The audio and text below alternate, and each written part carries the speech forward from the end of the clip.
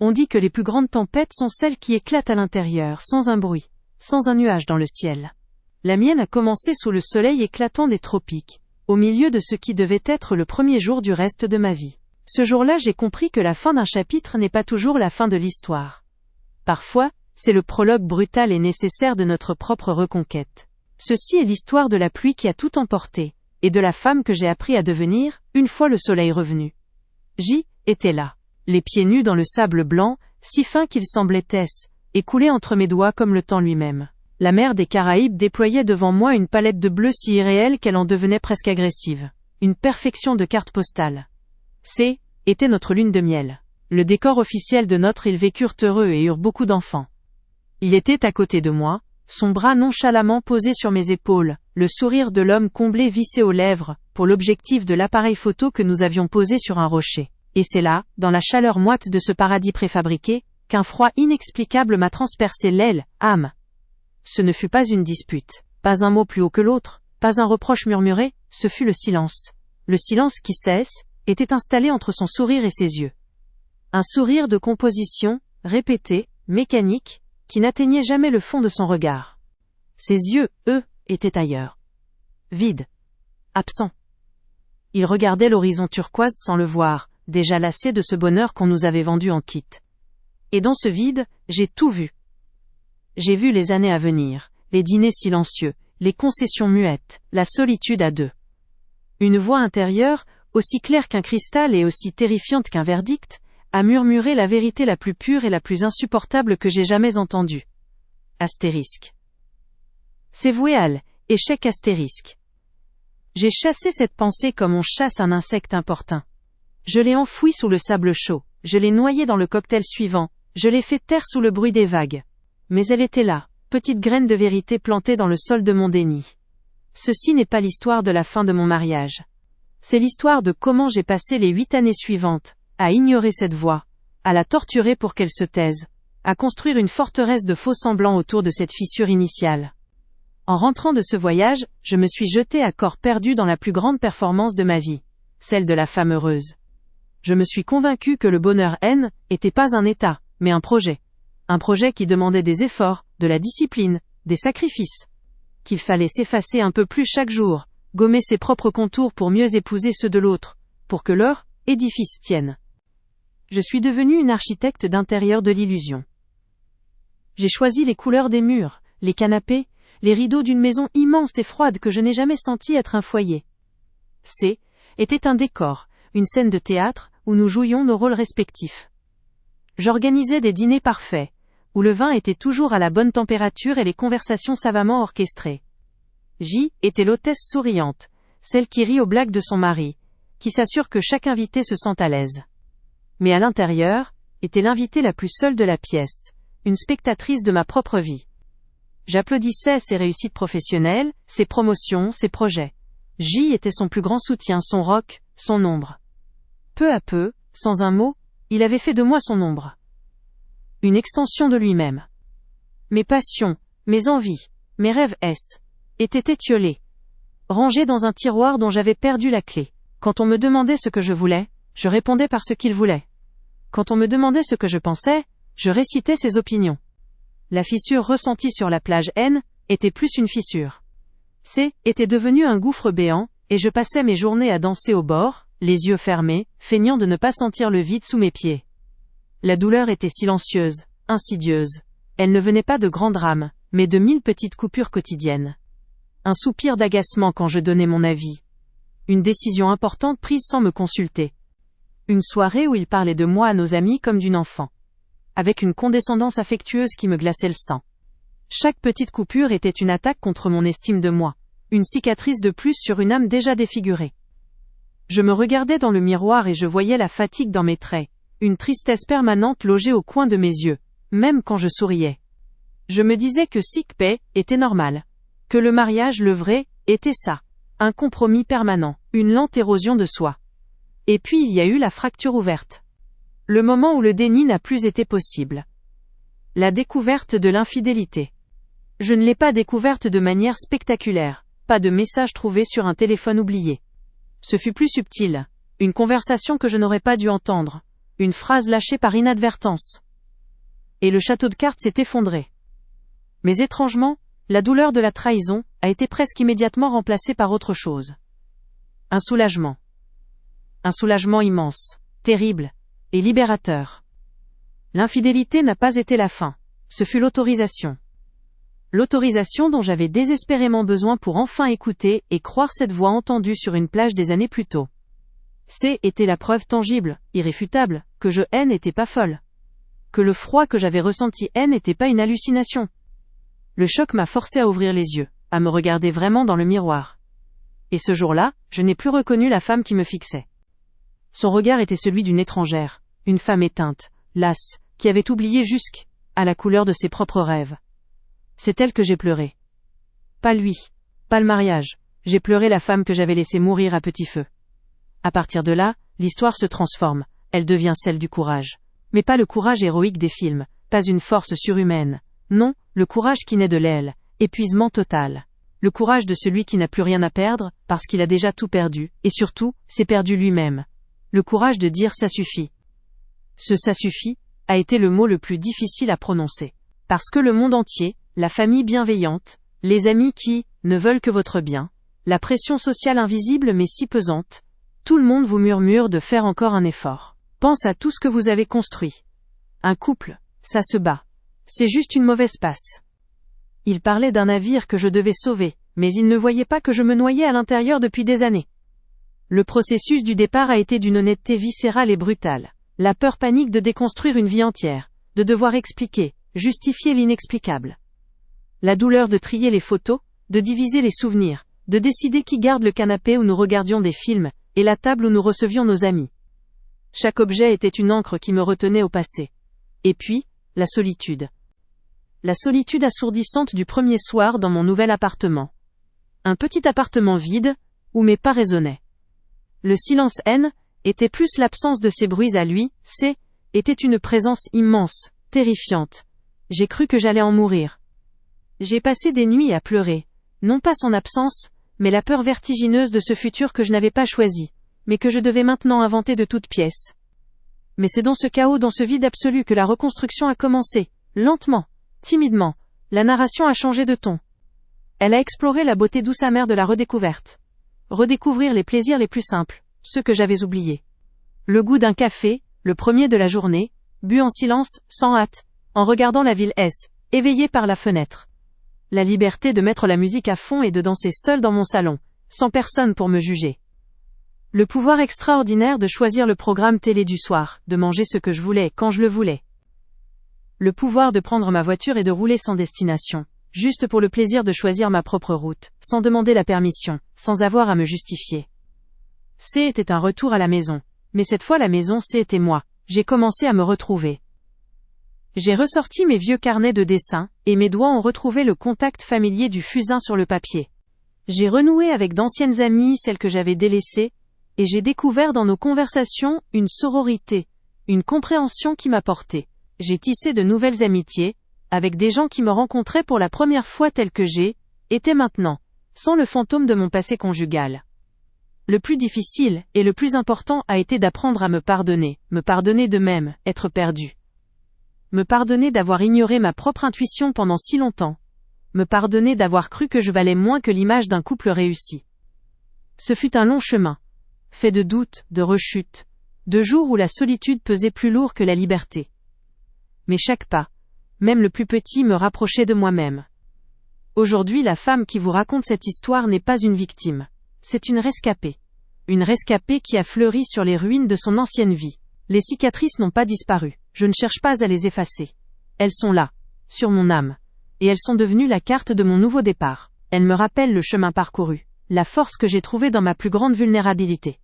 Avec le recul, je sais que le divorce n'a pas été mon échec. Il a été ma libération. La fin de ce chapitre n'était pas la fin de mon histoire. Au contraire, ce fut le prologue de ma véritable quête. La quête de soi. Je suis la preuve vivante que, parfois, il faut accepter de tout réduire en cendres pour pouvoir bâtir sur des fondations saines et solides. Pour bâtir une forteresse dont on est la seule et unique souveraine.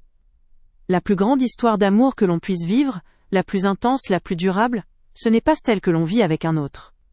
c'est celle, exigeante et magnifique, que l'on apprend à écrire, jour après jour, avec soi-même.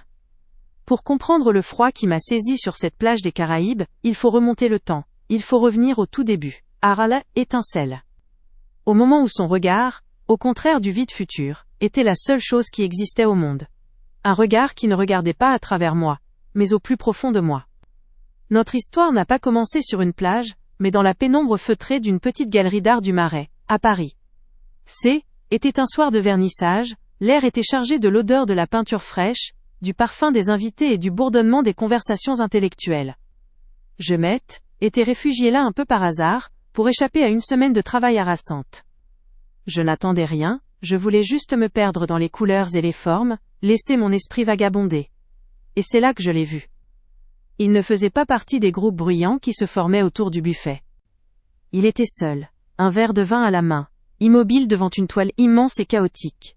Un enchevêtrement de couleurs sombres et de traits violents. Les autres passaient devant sans vraiment la regarder.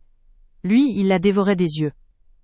Il y avait une telle intensité dans sa concentration, une telle immobilité, qu'il semblait faire partie de l'œuvre elle-même. Il était grand, avec une élégance naturelle, le genre d'homme qui n'a pas besoin de parler fort pour qu'on le remarque.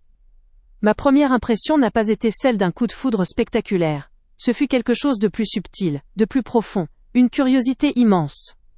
Qui était cet homme capable d'un tel dialogue silencieux avec une peinture?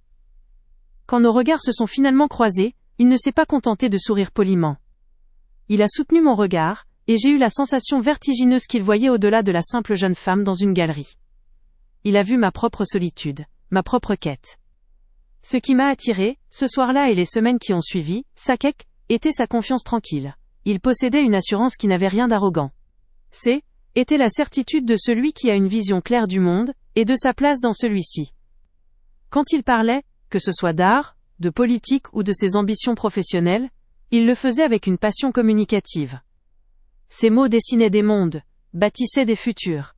Il était brillant, et sa lumière rejaillissait sur moi.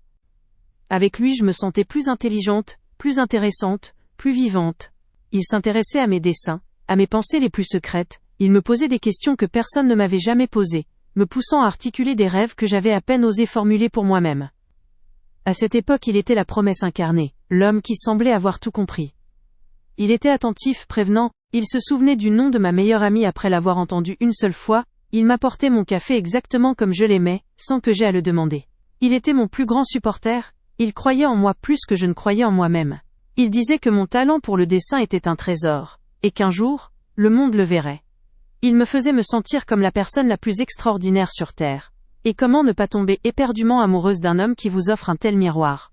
Je me souviens d'un week-end en particulier, quelques mois après notre rencontre. Était l'automne, il était arrivé un vendredi soir avec un sac de voyage, et ce sourire qui semblait pouvoir décrocher la lune. « J'ai une surprise », avait-il dit. « Fais tes valises, on part. » Sans me dire où, nous avons roulé de nuit, la musique à fond dans la voiture, chantant à tue-tête comme deux adolescents. Nous sommes arrivés, au petit matin, à Étretat. La ville dormait encore. Nous avons marché sur la plage de galets, le bruit des vagues, pour seule compagnie. Le ciel passait du noir à l'indigo, puis au rose et à l'orange. Nous avons grimpé sur la falaise d'Aval, le vent frais fouettant nos visages. Et là, au sommet, alors que le soleil perçait les nuages et illuminait l'arche de calcaire, il s'est tourné vers moi. Il n'a pas sorti de bague, il n'a pas fait de grandes déclarations. Il a juste pris mon visage entre ses mains, son regard ancré dans le mien, et il a murmuré, sa voix presque couverte par le vent. « Regarde ça. C'est immense, c'est magnifique. Mais la seule chose que je vois, c'est toi. Avec toi, tout me semble possible. Je ne veux plus jamais regarder un horizon sans que tu sois à côté de moi. » À cet instant, sur cette falaise, j'ai cru que notre amour était aussi solide et éternel que la roche sous nos pieds. J'ai cru que nous étions invincibles. Ce moment était la promesse d'un bonheur infini, la preuve irréfutable que j'avais trouvé l'homme avec qui je construirais ma vie. Était le prologue parfait de notre conte de fées. Je ne savais pas encore que même les falaises les plus solides finissent par être érodées par le temps, et les marées silencieuses. La transition entre la promesse d'Étretat et le mariage, s'est faite avec la douceur d'une évidence. Ce N était plus une question de si, mais de quand.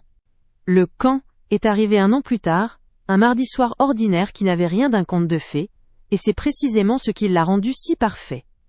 Nous venions d'emménager dans notre premier appartement, un petit 2 pièces sous les toits de Paris, avec une vue imprenable sur un enchevêtrement de cheminées et d'antennes. Il y avait encore des cartons partout. Ce soir-là, nous avions renoncé à cuisiner, et mangions une pizza à même la boîte, assis par terre sur un tapis que nous venions de déballer. Le dos appuyé contre le canapé. Nous parlions de tout et de rien. De la couleur à choisir pour le mur du salon, du voyage que nous ferions un jour au Japon. La lumière de la ville entrait timidement par la fenêtre, baignant la pièce d'une lueur orangée. Au milieu d'une phrase, il s'est arrêté de parler. Il m'a regardé, avec cette même intensité que dans la galerie d'art, comme s'il me voyait pour la première fois, et en même temps, comme s'il m'avait toujours connu. Il n'a pas mis un genou à terre. Il n'a pas sorti un écrin de sa poche. Il a simplement pris ma main, a déposé un baiser sur mes doigts tachés de sauce tomate, et a dit, sa voix basse et pleine d'une certitude qui a fait vibrer quelque chose au plus profond de moi. Je veux que ce soit ça. Ma vie. Manger des pizzas par terre avec toi. Me réveiller à côté de toi. Construire quelque chose ici, dans ce chaos, avec toi. Épouse-moi. Ce N était pas une question, C était une affirmation. Une invitation à continuer ce que nous avions déjà commencé. Mes larmes ont coulé avant même que j'aie pu dire oui. Des larmes de joie pure. Sans l'ombre d'un doute. C était un oui qui venait du plus profond de mon être. Le oui, le plus facile et le plus sincère que j'ai jamais prononcé. La bague est venue plus tard, magnifique, mais elle, N, était qu'un symbole. La véritable demande, le véritable engagement, avait eu lieu là, sur ce tapis, au milieu des cartons. Avec pour seul témoin, les toits de Paris. Les premières années de notre mariage ont été une symphonie. Nous étions une équipe, un duo inséparable naviguant dans le monde avec une confiance absolue en notre destin commun. Nous avons transformé notre petit appartement en un nid douillet, passant des week-ends entiers à peindre les murs, à chiner des meubles aux puces de Saint-Ouen, à accrocher des cadres. Chaque objet avait une histoire, chaque décision était prise à deux. C était notre forteresse, notre monde. Nos rêves étaient grands, et ils étaient fusionnels. Son ambition professionnelle était devenue notre projet commun.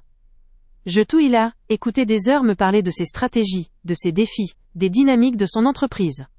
Je relisais ses présentations, je l'aidais à préparer ses entretiens importants. Sa réussite était la nôtre. Quand il a obtenu sa première grande promotion, nous avons célébré comme si nous avions gagné à la loterie. Nous avons ouvert une bouteille de champagne hors de prix. Et nous avons dansé dans notre salon jusqu'au milieu de la nuit.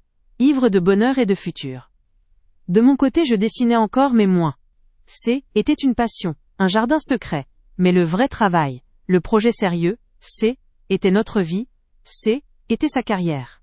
C était un sacrifice que je faisais volontiers, sans même le considérer comme un sacrifice. C était une évidence. Je mettais mon énergie au service de notre construction. Nous parlions d'acheter plus grand, d'avoir des enfants un jour, quand le moment serait venu, quand sa situation serait assez stable. Nous étions jeunes, nous avions tout le temps du monde. Le bonheur était un horizon clair et dégagé. Il y avait tant de moments de joie pure, de rire qui fusaient sans raison, de complicité dans un simple regard échangé à travers une pièce bondée. Mais s'il fallait choisir un seul souvenir, une seule image pour symboliser l'apogée de cet amour, ce serait en Toscane. C était notre 3e anniversaire de mariage.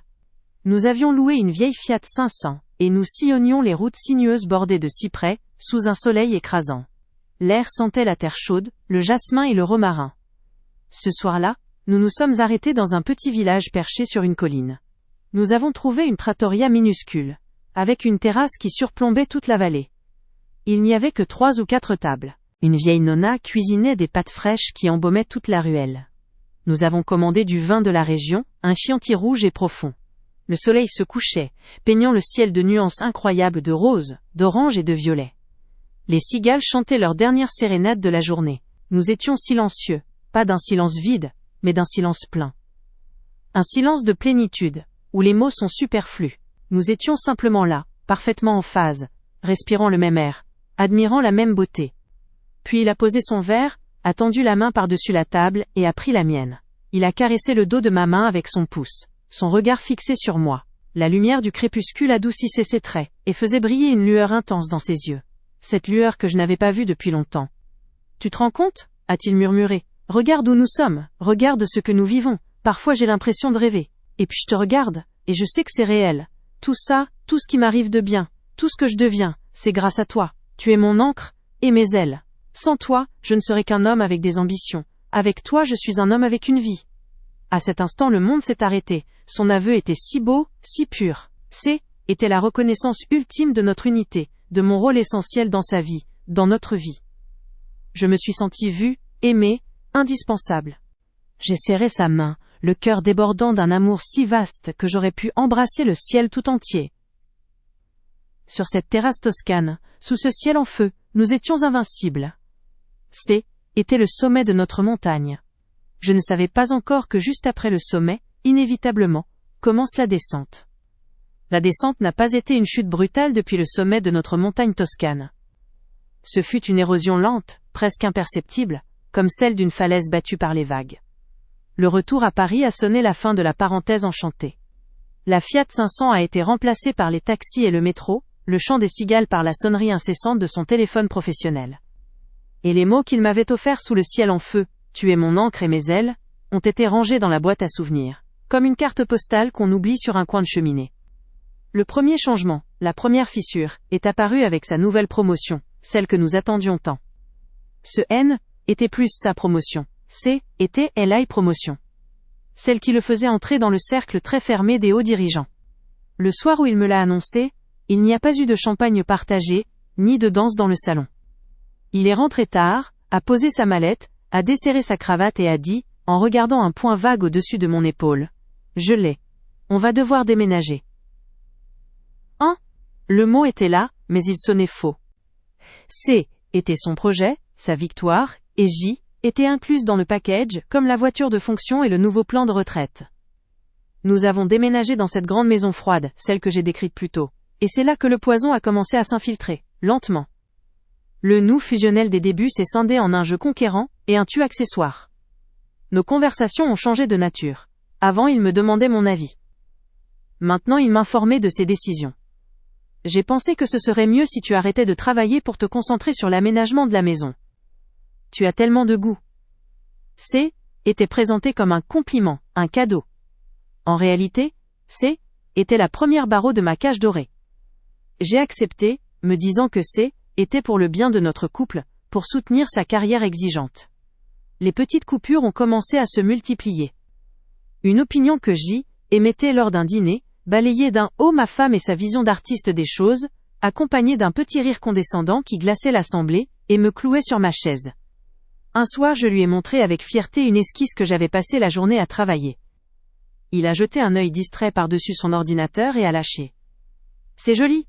Tu devrais en faire des cartes de vœux, ça t'occuperait. » Chaque mot était une petite mort, une négation de qui j'étais. Il ne me voyait plus. Il voyait une fonction, la femme du directeur, l'hôtesse de ses soirées, la gardienne de son foyer. Le plus insidieux, Safanak Ushui, était la manipulation mentale, ce qu'on appelle aujourd'hui le gaslighting. Je ne connaissais pas le mot à l'époque, mais j'en vivais les effets dévastateurs. Quand j'osais exprimer ma solitude ou mon mal-être, il avait l'art de retourner la situation. Tu es trop sensible. Tu dramatises toujours tout. Tu devrais être heureuse. Tu as tout ce dont une femme peut rêver. Il me faisait douter de ma propre perception, de ma propre santé mentale. La voix sur la plage des Caraïbes? Je l'avais enterrée si profondément convaincue par lui, qu'elle, haine, était que le fruit de mon anxiété, de mon incapacité à simplement profiter du bonheur. Je commençais à me croire défaillante. Je me souviens d'une scène en particulier, qui a marqué une escalade. Était notre anniversaire de mariage. J'avais préparé un dîner aux chandelles, j'avais mis la robe qu'il aimait tant, j'attendais qu'il rentre. Il est arrivé à 23h, sans un mot d'excuse, le téléphone collé à l'oreille. Il a terminé sa conversation, a regardé la table, et a soupiré. Tu n'aurais pas dû te donner tout ce mal, j'ai eu une journée terrible, je n'ai pas la tête à ça, on mangera les restes. Il n'a même pas vu ma robe. Il n'a pas vu les larmes que je retenais. Il a vu un dérangement, un effort de ma part qui devenait une exigence pour lui. Ce soir-là, je n'ai rien dit. J'ai éteint les bougies une à une dans le silence, et chaque flamme qui mourait était une parcelle de mon espoir qui éteignait avec elle. La tristesse était si lourde que j'avais du mal à respirer. J était seul, dans une maison pleine, à la table d'un festin funèbre. C'est dans ce désert affectif que la trahison a pris racine. Ce N n'était pas un accident, ce N n'était pas une erreur. C était la conséquence logique de son éloignement, de son mépris grandissant. Il avait déjà quitté notre mariage, bien avant de toucher une autre femme. Les signes étaient là, évidents avec le recul. Les réunions tardives qui se multipliaient, les voyages d'affaires le week-end, cette façon de protéger son téléphone comme s'il contenait des secrets des états. Je voyais tout, mais je refusais de comprendre. Admettre son infidélité, C, était admettre elle. Échec total. C, était admettre que la femme que j'ai, était devenue, cette femme qui avait tout sacrifié pour lui, l'avait fait pour rien. Mon déni était un instinct de survie. La découverte n'a pas été le fruit d'une enquête. Ce fut un hasard cruel, un moment de pure malchance. Il était dans son bureau, la porte entr'ouverte, en visioconférence. Je passais dans le couloir pour aller me coucher. Je l'ai entendu rire. Un rire léger, complice, que je ne lui avais pas entendu depuis des années. J'ai ralenti le pas, par curiosité.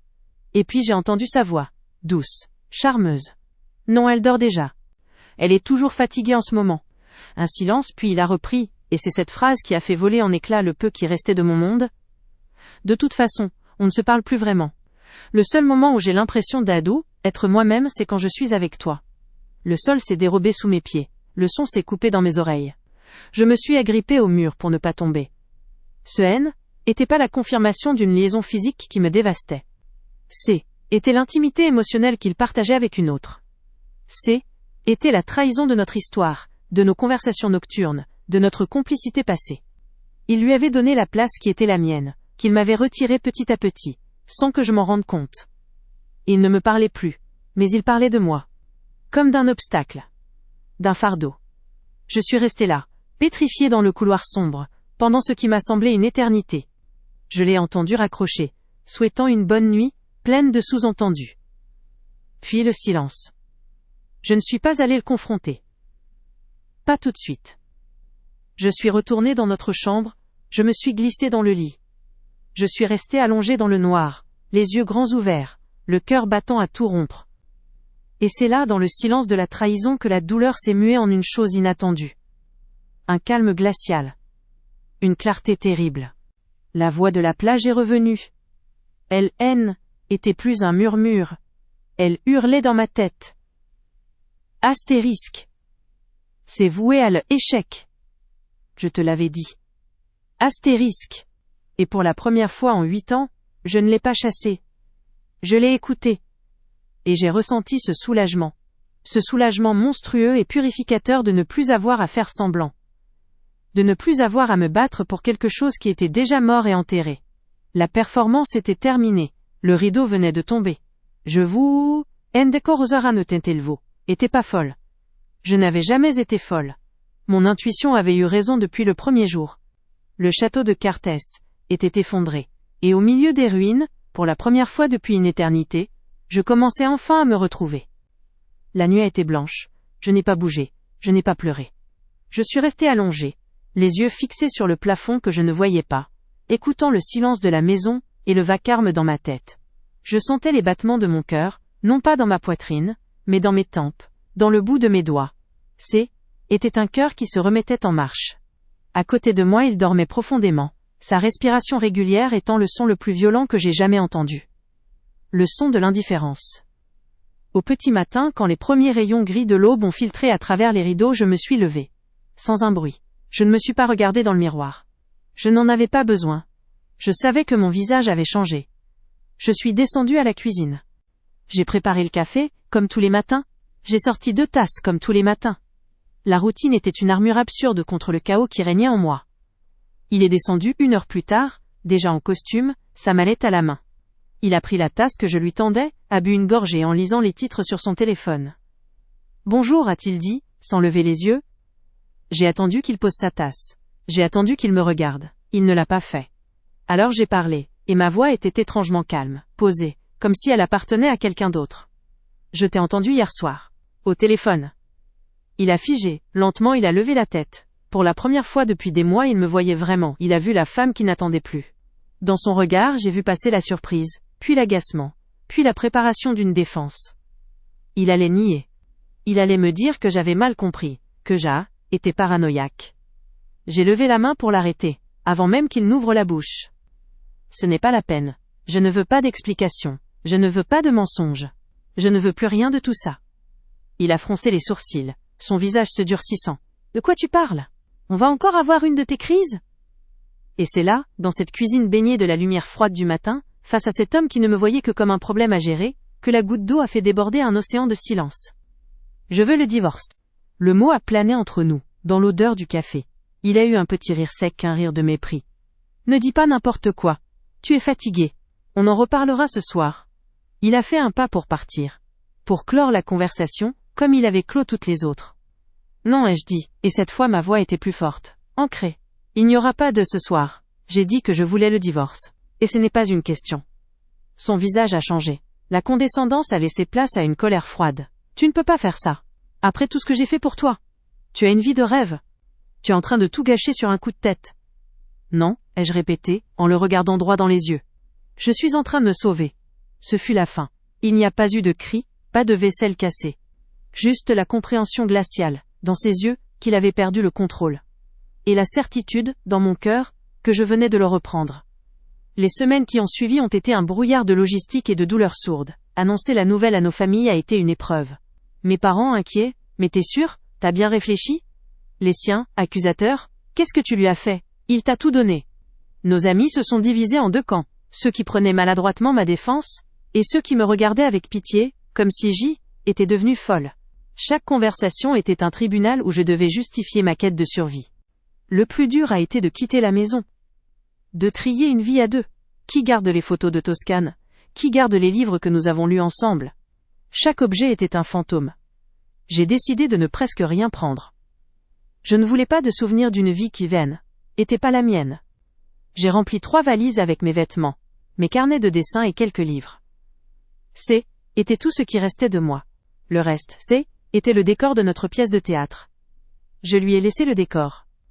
Le processus de divorce a été à l'image de la fin de notre mariage, froid et transactionnel. Il n'a pas cherché à me reconquérir, il a cherché à gagner. La séparation n'a pas été amicale, elle a été litigieuse. Chaque meuble, chaque centime sur le compte commun est devenu un champ de bataille. Ce était pas l'argent qui l'intéressait. Était le pouvoir. Était sa manière de me punir, de me faire payer ma liberté. Mon avocat me disait de me battre pour ce qui me revenait de droit. Mais j'ai vite compris que me battre sur son terrain, était encore jouer son jeu. Alors j'ai presque tout cédé. La grande maison, la voiture, une grande partie de l'argent. Ce que je voulais n'avait pas de prix. Je voulais la paix. Je voulais ma vie. Le moment le plus difficile a eu lieu dans le bureau glacial d'un médiateur. Nous étions assis de part et d'autre d'une immense table en acajou, nos avocats entre nous. Il a pris la parole, d'une voix pleine de fausse compassion, expliquant au médiateur qu'il était très inquiet pour moi, que ma décision était irrationnelle, que était fragile, et incapable de gérer ma propre vie. Il me dépeignait comme une enfant perdue, une écervelée qu'il fallait protéger d'elle-même. J'ai senti le sang quitter mon visage. Était son ultime tentative de gaslighting, devant témoins. J'ai regardé mon avocat, qui s'apprêtait à protester. Et puis, une force que j'ignorais posséder est montée en moi. J'ai posé mes mains à plat sur la table pour arrêter leur tremblement. J'ai regardé mon mari, non cet homme qui était mon mari, et j'ai dit, d'une voix claire, et sans la moindre trace de colère. Je vous remercie pour votre sollicitude. Cependant, la décision la plus rationnelle et la plus saine que j'ai prise depuis 10 ans est celle d'être assise à cette table aujourd'hui. Ma fragilité passée était le symptôme de notre mariage. Ma force actuelle est la preuve de sa fin. Maintenant, parlons des faits. Un silence de plomb est tombé dans la pièce. Il ne m'a plus regardé pendant le reste de la séance. Ce jour-là, j'ai compris que était plus son ombre. Le jour de la signature finale est arrivé quelques mois plus tard. J'y suis allée seule. Le bureau de l'avocat était impersonnel, les murs beiges, l'air sentait le papier et le café tiède.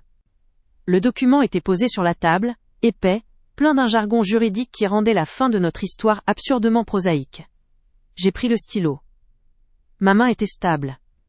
J'ai regardé mon nom, à côté du sien. Épouse de, bientôt ce ne serait plus qu'un souvenir. En signant, je n'ai pas pensé à lui. J'ai pensé à la jeune femme sur la falaise Étretat, pleine d'espoir et d'amour. J'ai ressenti une immense tristesse pour elle, pour ses rêves brisés.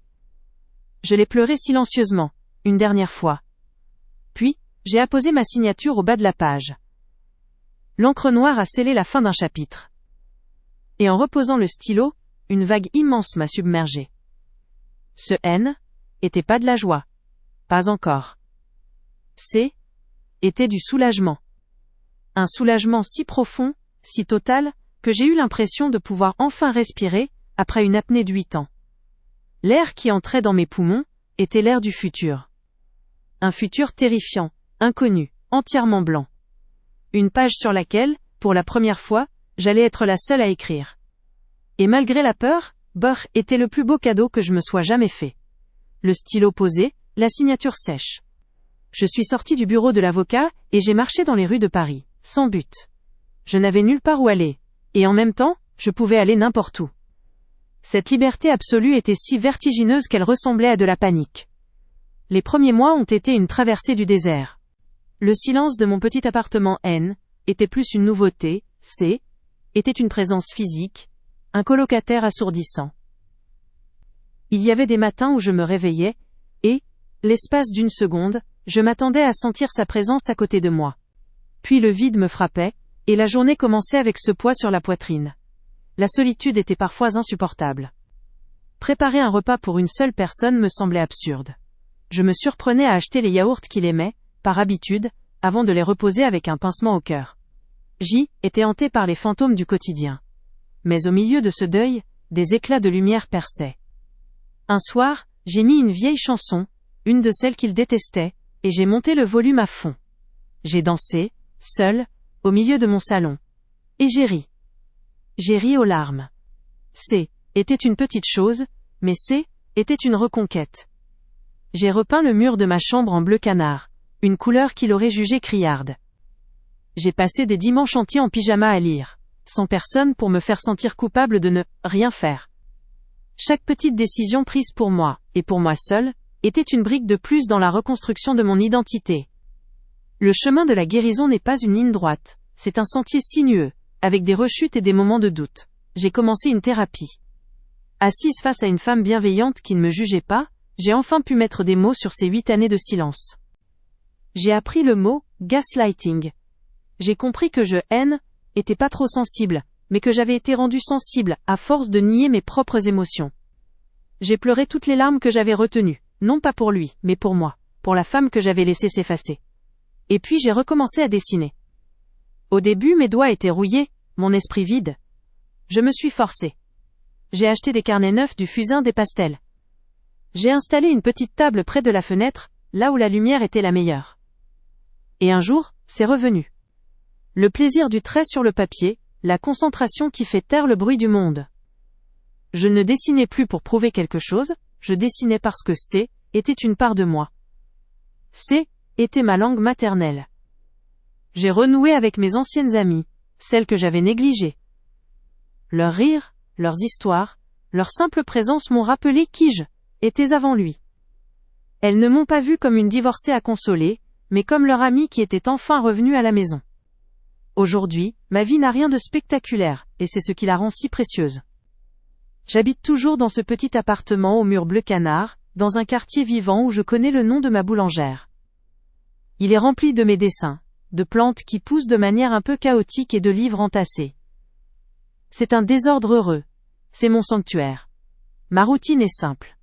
Je me lève avec le soleil, je bois mon café en regardant la ville éveillée, puis je travaille. Mes dessins, qui étaient qu'un hobby, sont devenus mon métier. Je crée des illustrations pour des magazines, des livres pour enfants. Ce n'est pas une grande carrière, mais c'est la mienne. Elle me nourrit, au sens propre, comme au figuré. La femme que je suis devenue n'est plus la même. Je suis plus calme, plus posée. J'ai appris à faire confiance à cette petite voix intérieure, à mon intuition. Elle est devenue ma boussole. J'ai appris à poser des limites, à dire non sans me sentir coupable. J'ai appris que ma valeur ne dépend pas du regard d'un autre, ni de mon statut marital. J'ai appris que l'amour, le vrai, ne demande pas de s'effacer, mais au contraire de briller encore plus fort, côte à côte. Ai-je pardonné ? C'est une question complexe. Je ne crois pas avoir pardonné l'homme qui a sciemment éteint ma lumière. Mais j'ai pardonné la situation. J'ai fait la paix avec le passé. Je ne le vois plus comme un échec, mais comme une leçon. Une leçon douloureuse, mais nécessaire, qui m'a forcé à devenir la femme que je suis aujourd'hui. La colère est un poison que l'on boit en espérant que l'autre meure. J'ai choisi de ne plus le boire. J'ai choisi la paix pour moi-même. Quant à l'avenir, je ne le planifie plus. Je le vis. Je ne cherche pas l'amour, mais je n'y ferme plus la porte. La différence, c'est qu'un partenaire ne serait plus le centre de mon univers, mais une merveilleuse planète de plus dans ma galaxie. Une galaxie qui est déjà riche de mes amitiés, de ma passion, de ma solitude choisie et aimée. La vérité, c'est que je ne me suis jamais sentie aussi peu seule que depuis que j'ai appris à vivre avec moi-même. La tempête est passée. Le soleil est revenu. Et la femme qui a appris à danser sous la pluie n'a plus peur des nuages. Elle sait qu'elle est son propre abri. Et c'est la plus belle des forteresses. Si je pouvais parler à la femme que était, celle qui se tenait pieds nus sur cette plage des Caraïbes, le cœur glacé sous un soleil de plomb, je ne la jugerais pas. Je ne la blâmerais pas pour sa naïveté, pour son déni, pour les 8 années qu'elle s'apprêtait à perdre. Je la prendrais dans mes bras. Et je lui murmurerais à l'oreille, avec toute la douceur et toute la force que j'ai acquise depuis. Je lui dirais, écoute. Écoute ce silence entre son sourire et ses yeux. Écoute ce froid qui te saisit. Ce n'est pas ton imagination. Ce n'est pas de l'anxiété. C'est la vérité la plus pure, la plus primitive qui soit. C'est ton instinct. C'est ton âme qui essaie de te sauver. Ne la fais pas taire. N'enterre pas sa voix sous le sable chaud. Ne la noie pas dans l'alcool des cocktails. Cette voix est ta boussole. Elle est la seule qui te guidera toujours vers la maison. Et la maison, ce n'est pas la bâtisse que tu vas décorer. La maison, c'est toi. Je lui dirais que le vrai courage, ce n'est pas de s'accrocher à une épave en espérant qu'elle flotte encore. Le vrai courage, c'est de reconnaître qu'on est en train de se noyer et d'oser nager vers une rive inconnue, même si elle est lointaine, même si la traversée fait peur. Je lui dirais que son amour-propre n'est pas une monnaie d'eau, échange contre la paix d'un couple, qu'elle a le droit d'exister en pleine lumière, et non comme une ombre projetée. Et à vous qui écoutez mon histoire et qui reconnaissez peut-être un écho de la vôtre. À vous qui vous sentez seul dans une pièce pleine, qui souriez quand vous avez envie de pleurer, qui justifiez l'injustifiable par peur du vide. Je veux que vous sachiez une chose. La peur est normale.